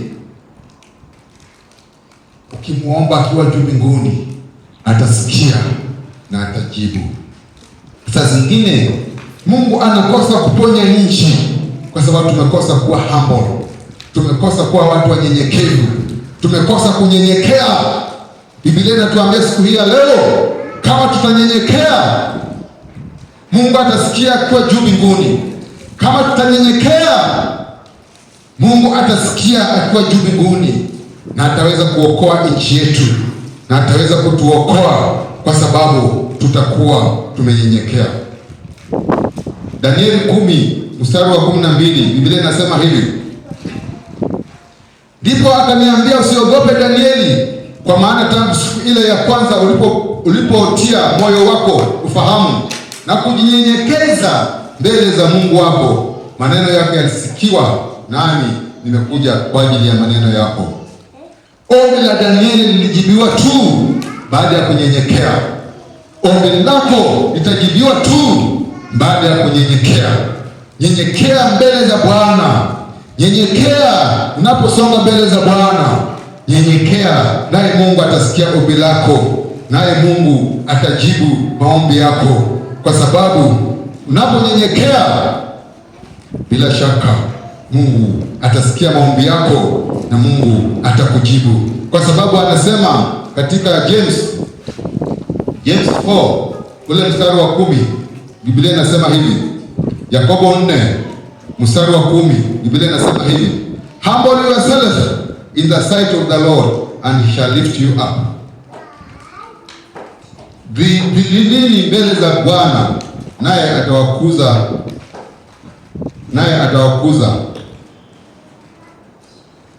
Humble yourself in the sight of the Lord and he shall lift you up. Unyenyekee mbele za Bwana, unyenyekee katika macho ya Bwana, naye atakuinua. Ili Bwana akuinue, ili ule mtoto mpotevu baba yake aweze kumkubali, kwa sababu alinyenyekea katika macho yake, na kwa sababu alinyenyekea, bila shaka ule baba aliweza kumkubali, ule baba aliweza kumpokea tena, ule baba aliweza kumkubali tena, kwa sababu alinyenyekea. Zaburi 37 ule mstari wa 11, Biblia inasema hivi, kama utanyenyekea mbele za Mungu, atakupa kila baraka na atakupa amani ya ajabu.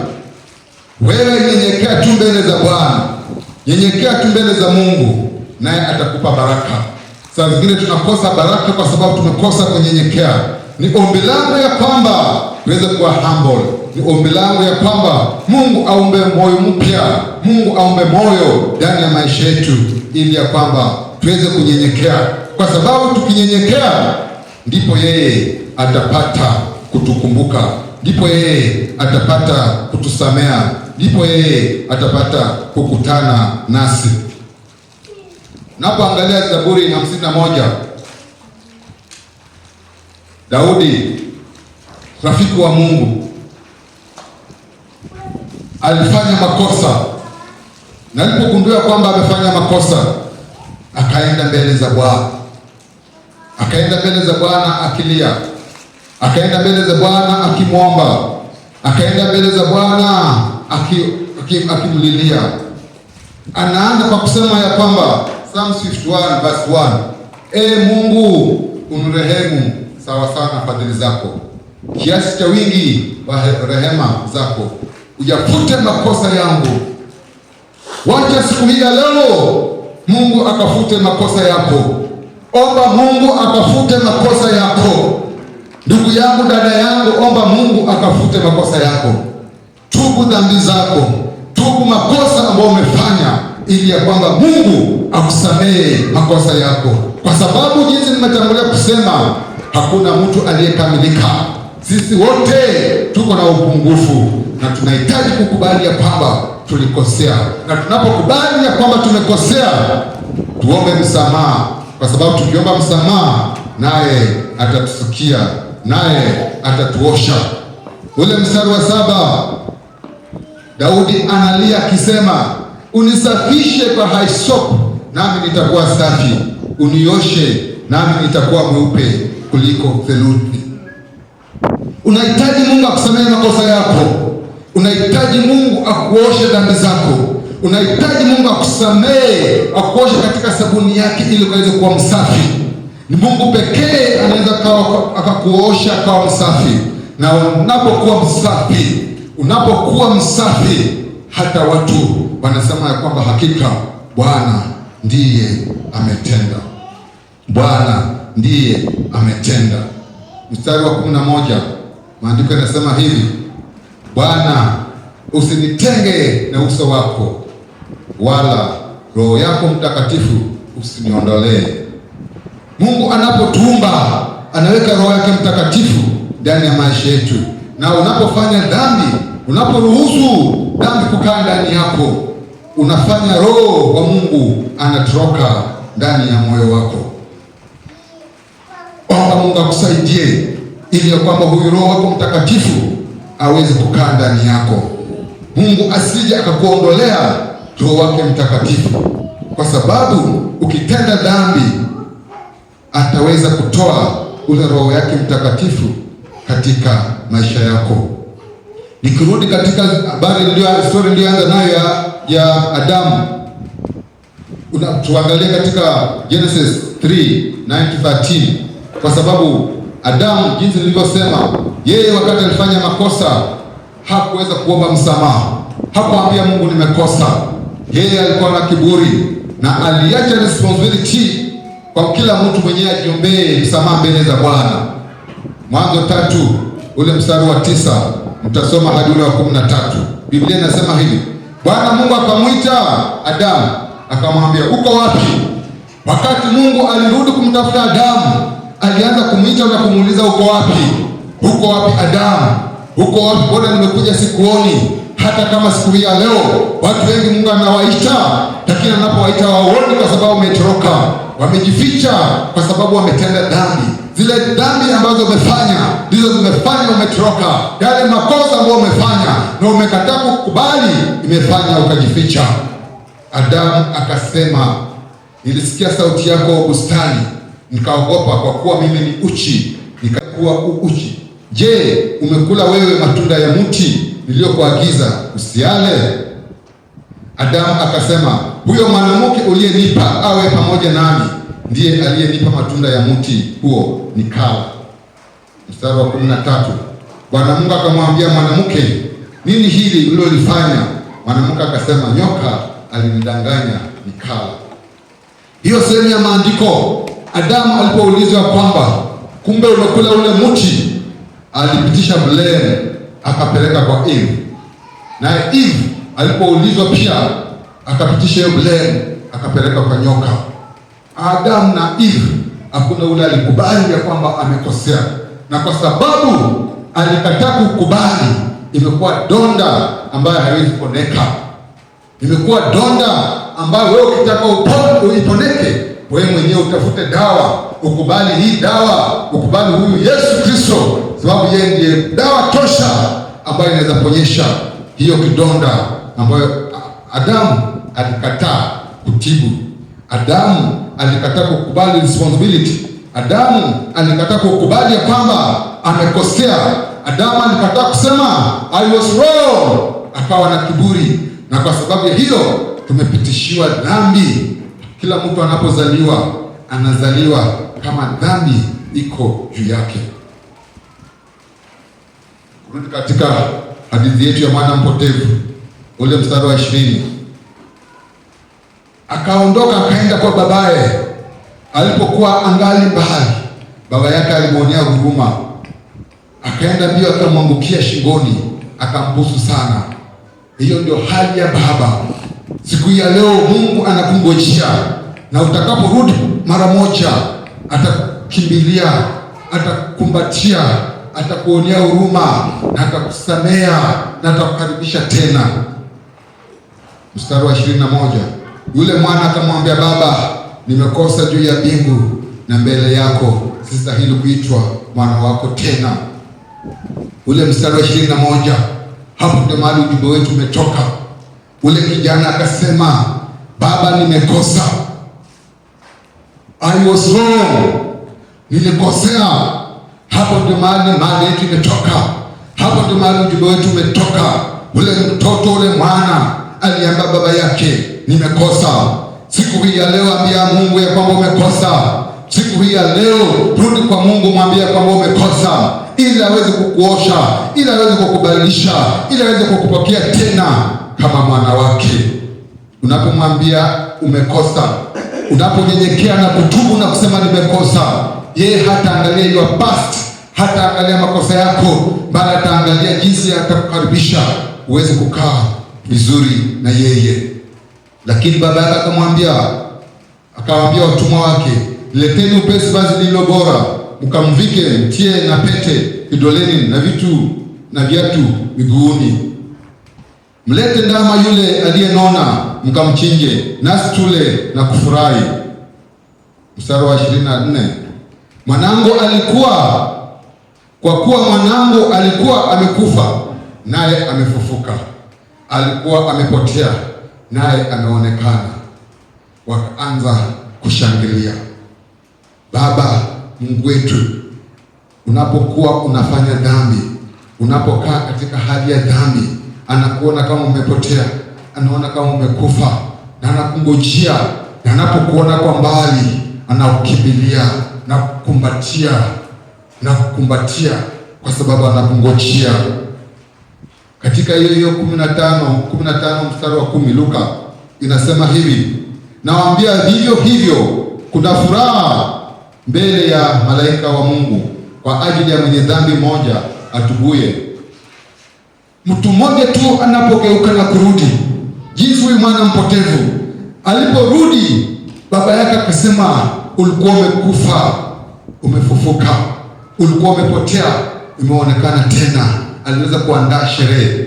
Vile vile wewe unapomkaribia huyu Yesu, unapokuja huyu Yesu akusamehe dhambi zako, unapokuja huyu Yesu akubadilishe, unapokuja huyu Yesu akutane na wewe, akutane na matatizo yako, akutane na hali yako, huyu Yesu akubadilishe, unakuwa na sherehe kule juu mbinguni, kwa sababu sisi wote baba yetu ni Mungu, na tunaporudi kwake anafurahia.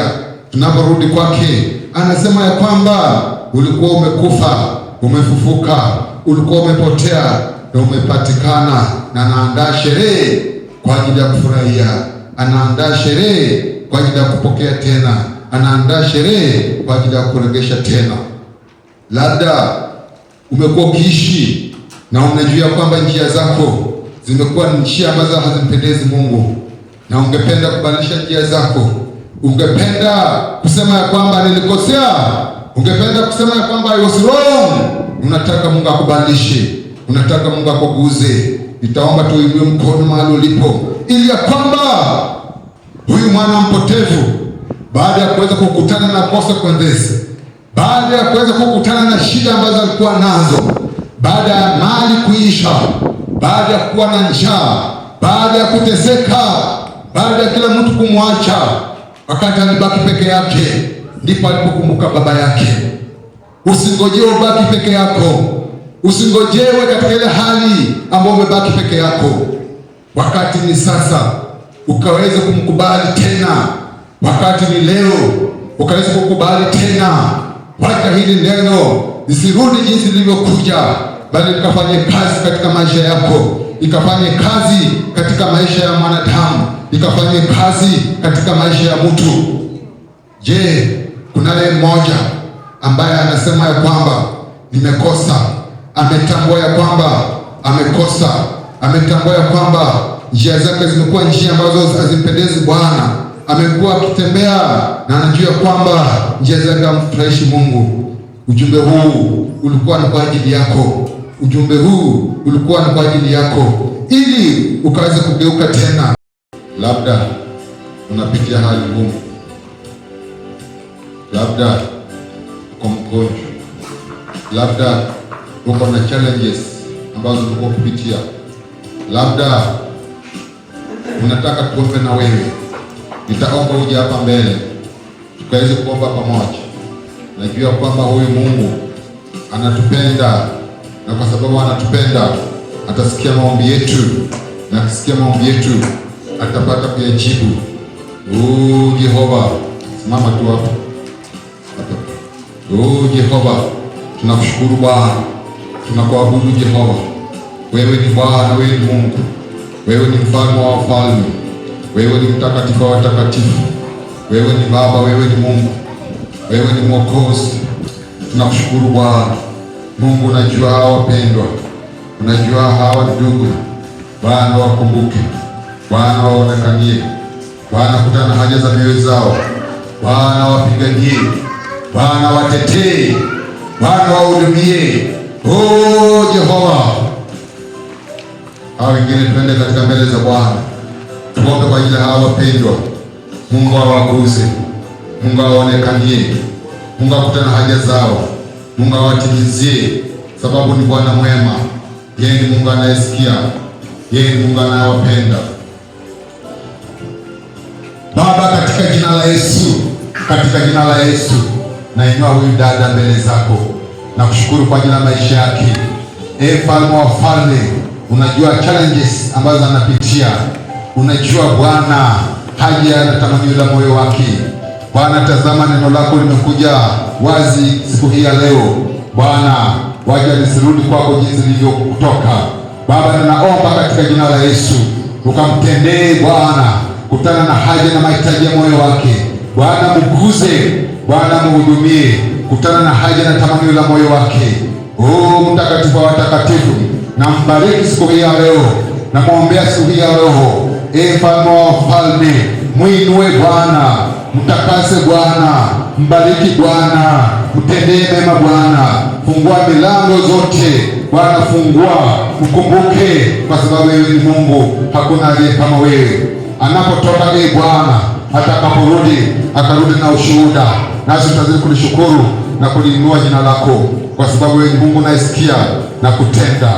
Baba, katika jina la Yesu nakushukuru kwa ajili ya huyo ndugu, na mkabidhi mkononi mwako, na muombea siku hii ya leo Bwana, kutana na haja na mahitaji ya moyo wake, kwa sababu umeleta katika hii huduma Bwana, mhudumie, mbadilishe Bwana, mpe wokovu Bwana, mpe kukupenda wewe, mpe Bwana kukufuata wewe Bwana, mpokee tena, kwa sababu ni mwana wako.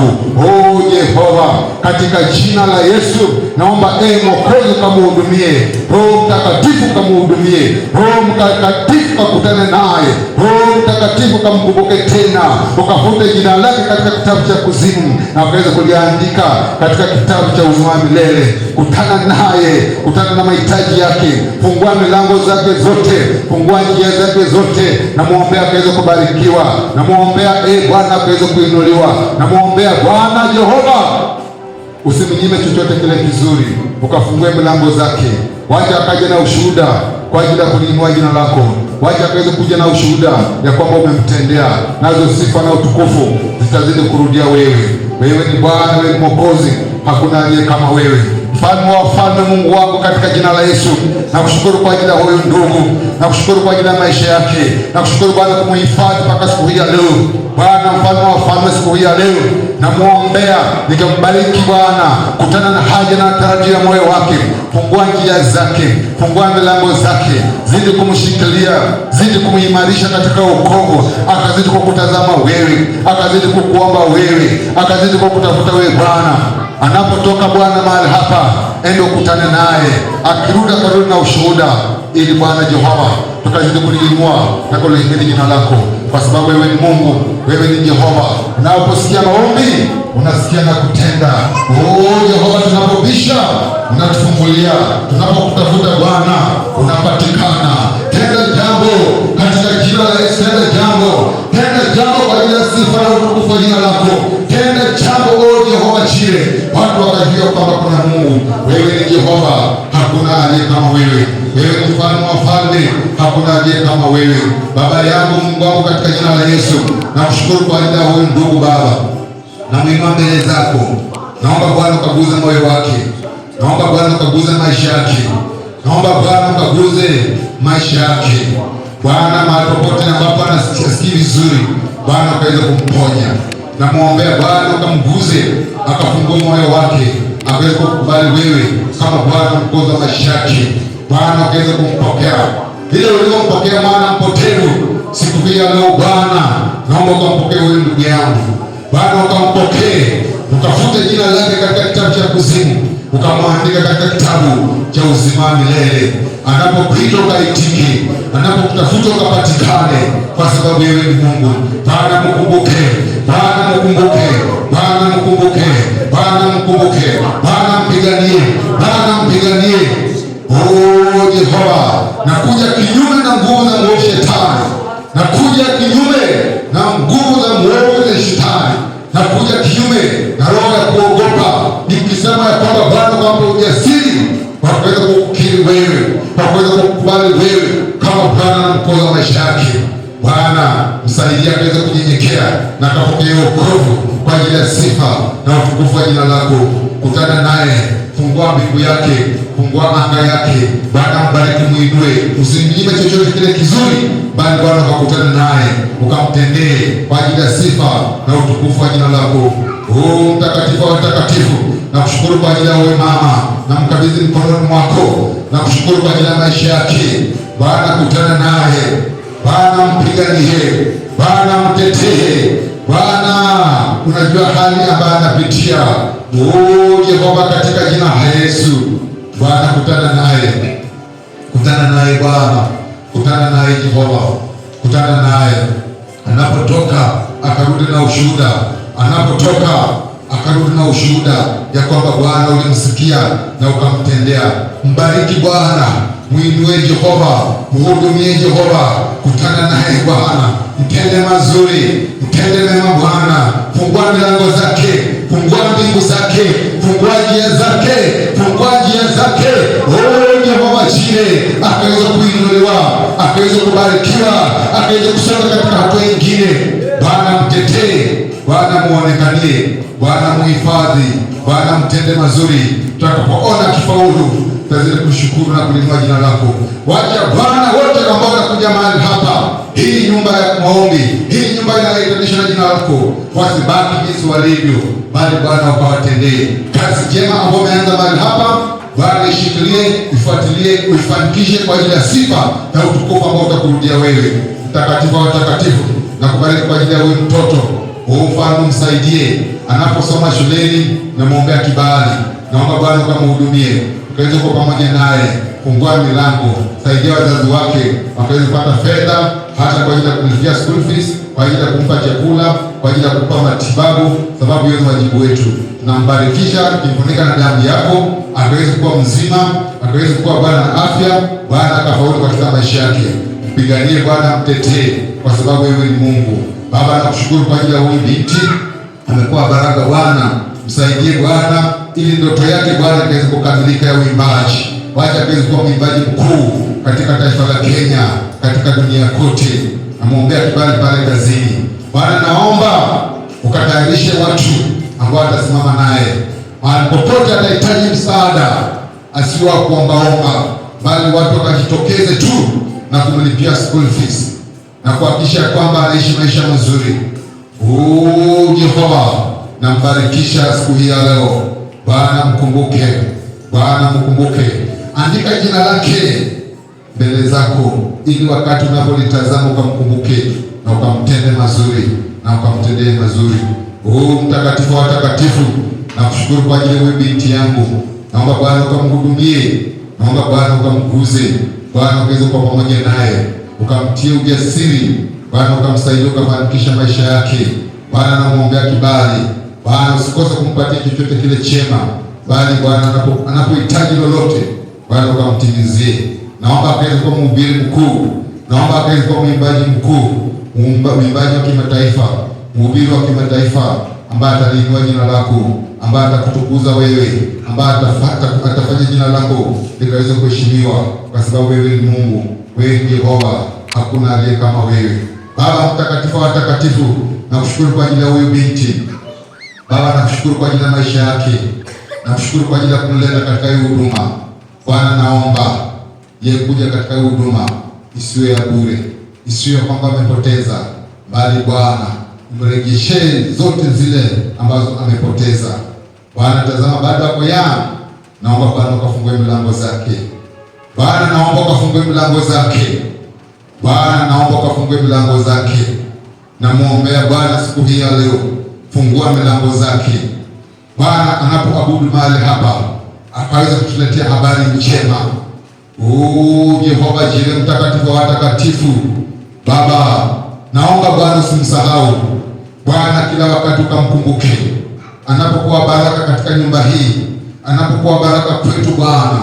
Tunaomba tu Bwana umkumbuke Bwana, mkumbuke, mkumbuke, mkumbuke Bwana, mkumbuke.